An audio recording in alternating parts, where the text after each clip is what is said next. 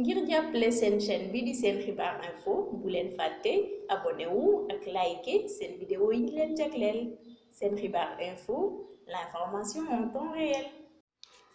ajjuma ba léegi coowu Dieynaba Balde bu Sen Petit Gallé ak Mamadou Diop di directeur général bu ISEG mi ngi continuer di ub boppu askan wi monsieur Mamadou Diop dina xam si lu yàggul dara jeexitalam ci kanamu yoon. kilifa bu Y'en a marre mi ngi jàppale Dieynaba Balde ci xeex bi ngir bañ gi mu bañ ñu néewal doole doomu aadama. mi ngi xamle ne loolu sax moo tax mu dem jege xaleb Sen Petit Gallé bi ngir mu leeralal ko coow li. mi ngi xamle ni du mësa bàyyi xale bi muy wéet ci xeex bi ndax ku ko xam ne dafa mësa fonk àq ak yelleefu jigéen.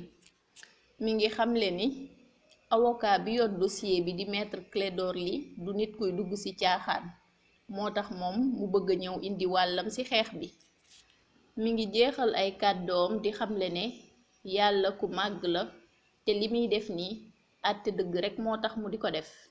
ngir fàttali enquêteuru division spéciale de lutte contre la cybercriminalité woo nañu tey jii ci lundi ji 9 mars beneen candidate bu émission boobu di Sen Petit Gallé ñu koy woowee bu ndaw.